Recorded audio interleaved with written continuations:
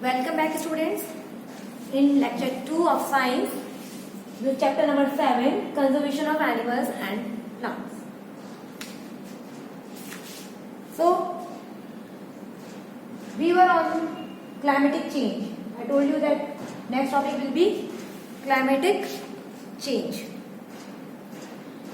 Change in climate affect the biodiversity of a particular region. किसी भी reason का जो climatic condition है वो अफेक्ट करता है बायोडाइवर्सिटी को. With increased air pollution amounting to global warming, polar ice cap are melting. ये टॉपिक भी नियर अबाउट हमने पहले कवर करा हुआ है कि ग्लोबल वार्मिंग की वजह से पोलर में आइस कैप जो है वो मेल्ट हो जाती है. मेल्टिंग होने से क्या होगा? सी लेवल बढ़ जाएगा and this disturb the balance of the ecosystem. पूरा इकोसिस्टम भी बैलेंस्ड जो होगी, बैलेंसिंग कंडीशन वो भी कहीं ना कहीं इफेक्ट होगी. For example, polar bear which depend on snow and ice is finding difficulty to survive in its own homeland as the snow caps are melting. क्योंकि polar bear जो है वो स्नो में रह रहा है और स्नो में रहेगा. अब जब स्नो मेल्ट होने लग जाएगी तो it will find difficulty to live over there. उसको difficulty फील होगी. Their bodies are not designed so to withstand the temperature. उनकी बॉडी इस तरह से डिजाइन नहीं है, इस तरह से एडिप्ट नहीं है कि वो ऐसे टेम्परेचर में यानी अब फ्रीजिंग टेम्परेचर रहते हैं वो, तो अब टेम्परेचर लॉस हो रहा है तो क्या होगा? कहीं ना कहीं जो पोलर में रहने वाले एनिमल्स हैं उन पे अफेक्ट होगा. Then endemic species.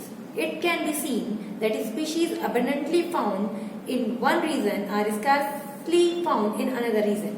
ये देखा जाता है कि किसी जगह पर कोई एनिमल अबंडेंट यानी ज्यादा हमें पाया जाएगा, उसकी नंबरिंग जो है वो ज्यादा होगी, पॉपुलेशन जो है ज्यादा होगी, और दूसरी एरिया में या तो वो एनिमल नहीं होगा या होगा तो बहुत कम नंबर ऑफ स्पीशीज में होगा. For example, very simple example, penguin. You can't found penguin in the desert region. Clear? Species of plants and animal. ऐसा प्लांट्स के साथ भी है. प्लांट्स में भी पाइन, सीडर, स्प्राउट्स, फर ये माउंटेन में पाए जाते हैं. डेजर्ट में कैक्टस है. So the species of plants and animals that are exclusively found in a particular area are called endemic species. जो एक पर्टिकुलर एरिया में पाए जाएंगे वो क्या कहलाएंगे? इंडेमिक स्पीशीज कहलाएंगे. एक पर्टिकुलर एरिया में रहने वाले एनिमल, वहां की सर्वाइव, वहां की कंडीशंस, क्लाइमेटिक कंडीशन सब उनको सूट करती है, वो उस पर्टिकुलर एरिया में रहेंगे. ऐसे स्पीशीज क्या हो जाएंगे? इंडेमिक स्पीशीज होती है. These species are more vulnerable to extinction because of being localized in very small part of the world. अब ऐसी स्पीशीज जो होती हैं ये वर्नेबल स्पीशीज होने में बहुत क्या कह सकते हैं कि फास्टिंग होती है. ऐसी स्पीशीज के साथ वर्नेबल स्पीशीज होना बहुत पॉसिबल है. जब ये वर्नेबल कंडीशन में क्यों आएंगी? क्योंकि वर्ल्ड में इनके ये कहीं और है ही नहीं, अवेलेबल ही नहीं है. जब एक पर्टिकुलर एरिया में रिस्ट्रिक्ट होकर रह गया है ये एनिमल या प्लांट, कोई भी स्पीशीज होती है प्लांट या एनिमल की, तो वो जो प्लांट्स और एनिमल की स्पीशीज है जब एक पर्टिकुलर एरिया में है, किसी भी कंडीशन के अफेक्ट होने से इनमें रिप्रोडक्शन या कह सकते हैं इनकी नंबरिंग जो है वो इंक्रीज नहीं हो रही, तो क्या होगा? आने वाले टाइम में शॉर्ट हो जाएंगे. शॉर्ट होते ही ये इंडेंजर्ड में आ जाएंगे. तो ये कंडीशन इंडेमिक स्पीशीज के साथ बहुत कॉमन है कि वल्नरेबल हो जाए यानी थ्रेटनिंग में आ जाए और उसके बाद ये इंडेंजर्ड हो जाए. The mottled wood owl, golden langur and blue wing parakeet are a few endemic animal species found in India. Kangaroo are endemic to Australia. Lemurs and endemic to Ireland. जैसे kangaroo जो है वो particularly Australia reason में पाया जाएगा. Lemurs जो है वो आइलैंड, मेडागास्कर और पोलर बियर जो है वो पोलर रीजन में पाए जाएंगे. तो पर्टिकुलर हम देखते हैं कि पर्टिकुलर एनिमल या पर्टिकुलर प्लांट स्पीशीज जो है वो एक पर्टिकुलर एरिया तक रिस्ट्रिक्टेड होकर रह जाएंगे स्टूडेंट. तो वो कौन सी स्पीशीज हो जाएंगे? वो इंडेमिक स्पीशीज हो जाएंगे. ओके? क्या? Then, how can we conserve our rich biodiversity? हम अपनी बायोडाइवर्सिटी को कैसे कंजर्व कर सकते हैं? बायोडाइवर्सिटी बहुत यूजफुल है हमारे लिए, चाहे प्लांट्स हो चाहे एनिमल हो, लेकिन हम उनको कंजर्व कैसे करें, उनको कैसे बचाएं? Conservation of plants and animal need to protect them along with their habitat और नेचुरल एनवायरनमेंट. हमने चैप्टर टॉपिक पे पढ़ा था कंजर्वेशन. मैंने आपको बताया था कंजर्वेशन मीन होता है प्रोटेक्शन.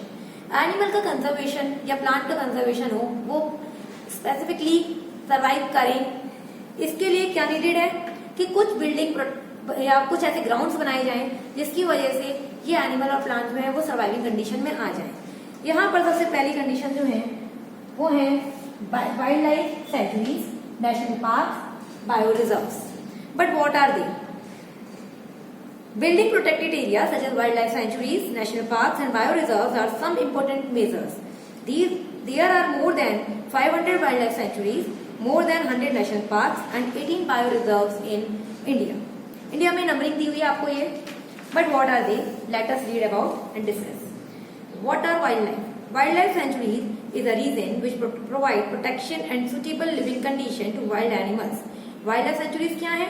ऐसे रीजन है, ऐसे क्षेत्र हैं जो क्या प्रोवाइड कराएंगे? एनिमल को प्रोटेक्शन प्रोवाइड करवाएंगे, सुटेबल लिविंग कंडीशन देंगे उनको ताकि वो कंफर्टेबल अपने हैबिटेट में रह सकें. स्पेशली इंडेंजर्ड और थ्रेटेंड स्पीशीज, ऐसी स्पीशीज जो आने वाले टाइम में बिल्कुल नहीं दिखेंगी या थ्रेटेंड होंगी. Example Bharatpur bird sanctuary, national Chambal wildlife sanctuary, conservation of घड़ियाल, घड़ियाल के लिए ये वाइल्ड लाइफ सेंचुरीज हैं, प्रोटेक्ट रखती है उनको. Vedanthangal bird sanctuary near Chennai are some of the famous sanctuaries in India. ये कुछ इंडिया की कॉमन या फेमस सेंचुरी आप कह सकते हैं. National park, national park is a large area of land owned by government. National park ऐसे एरिया होते हैं जो गवर्नमेंट ओन करती है, जिनके मालिक जो होता है वो कौन होते हैं? गवर्नमेंट होती है. which offer protection to animal and plant species and provide public recreation. यहाँ पर पब्लिक रिक्रिएशन के लिए भी जा सकते हैं. Kaziranga national park, Jaldapara national park, Corbett national park, Dudhwa national park, Bandhavgarh national park are some example of national park. Biosphere reserve. Biosphere reserve is a huge area offer protection to plant, animal and the tribal community. Biosphere reserve इतना याद रखना है कि not only plant and animal, ये tribal community को भी survive करने के लिए कुछ कंडीशंस देता है. It may contain other protected area like wild life sanctuaries and national park in it. Biosphere reserve में ही कुछ एरिया आ सकते हैं, कुछ प्रोटेक्टेड एरिया आ सकते हैं, यानी नेशनल पार्क भी आ सकते हैं और उसमें वाइल्ड लाइफ सेंचुरीज भी आ सकती है. लेकिन यहाँ पे ट्राइबल जो है उनकी कम्युनिटी भी पाई जा सकती है. It may contain other protected area like wild life sanctuaries and national park in it. Nanda Devi biosphere reserve in Uttarakhand, then Kanchitogona National Park, that is Kanchenjunga Biosphere Reserve in Sikkim, and are the some example of Biosphere Reserve in India. Then government regulation, government भी कुछ act लगाती है, government भी कुछ regulate करती है ताकि हम लोग एनिमल को थ्रेटन नहीं कर सके. Hunting of lion, tiger, deer, red Indian bustard, peacock are banned in India. इनकी हंटिंग टोटली बैन है. Project Tiger was launched in 1973 to check the dwindling population of tiger. Dwindling mean गिरती हुई, कम होती हुई, decrease होती हुई. ऐसी population जब डिक्रीज होती हुई देखी जाएगी तो टाइगर की, तो क्या किया गया? टाइगर रिजर्व एक्ट, ये कह सकते हैं प्रोजेक्ट टाइगर लॉन्च किया गया, और ये लॉन्च किया गया था 1973 में. So to check the population of tiger. The forest conservation act of India was another significant step toward the conservation of wild life. India में एक और एक्ट लागू किया गया, रेगुलेट किया गया, वो था फॉरेस्ट कंजर्वेशन एक्ट, जो कि वाइल्ड लाइफ कंजर्वेशन के लिए ही किया गया. Then World Wide Fund for Nature, that is WWF, and International Union for Conservation of Nature, that is IUCN, are working for the conservation of wild life. ये भी wild life के लिए ही work करते हैं, दोनों ऑर्गेनाइजेशन जो है. Conservation of paper, it is important that we conserve paper to save tree. बहुत जरूरी. हम पेजेस जो है ऐसे थ्रो कर देते हैं, पेपर फाड़ा, फेंक दिया डस्टबिन में विदाउट थिंकिंग ऑफ एनीथिंग, किसी भी चीज के बारे में नहीं सोचते. सोचते कोई बात नहीं, कितने रुपए का, we count by money, but it is beyond that. Money matter नहीं करता यहाँ पे, यहाँ हमारा रिसोर्स मैटर करता है. मेन है हम ट्री को हार्म कर रहे हैं अगर हम अपने पेजेस या पेपर्स को कहीं ना कहीं हार्म कर रहे हैं. To make 1 ton of paper pulp 17 trees are required. 1 ton paper बनाने के लिए हमें कितने ट्री चाहिए होते हैं? 17 ट्रीज चाहिए होते हैं. If we stop wasting paper and start to recycle and reuse it can help to conserve forest. अगर हम पेपर को यूज करें इन अ करेक्ट वे, सही तरीके से, तो हम कहीं ना कहीं अपने ट्री को भी बचा सकते हैं, यानी हम अपने नेचर को प्रोटेक्ट कर सकते हैं. Wild life enhance biodiversity. तो वाइल्ड लाइफ भी बचेगी, फॉरेस्ट बचेगा तो वाइल्ड लाइफ बचेगी, because somewhere wild life related to forest. One can also refrain from using articles made of animal material such as leather, fur और bone. कहीं ना कहीं हम लोग एनिमल्स से बने हुए प्रोडक्ट्स को भी यूज करना बंद करें, उनमें कहीं ना कहीं चेंजेस लाएं, तो एनिमल भी बच जाएंगे. Then red attack. What is it? Red Data Book is record of all the endangered plant and animal. IUCN जो एक ऑर्गेनाइजेशन है, ये रेड डेटा बुक या आप कह सकते हैं कैसे लिस्टिंग करती है जो एनिमल इंडेंजर्ड है, जो प्लांट स्पीशीज इंडेंजर्ड है, वनरेबल है, एक्सटिंक्ट हो जाएंगी, तो ऐसी सारी लिस्टिंग जो है ये रेड डेटा बुक में रिकॉर्ड होती है. So in 2018, IUCN published a red list covering about 93,577 species, out of which 26,197 species were considered threatened.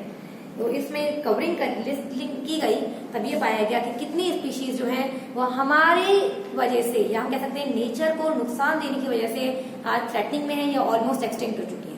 So student, it is very interesting chapter. Just once again go with the reading. I will send you question answers and fill in the blanks in PDF. Complete that in the notebook. Thank you, students.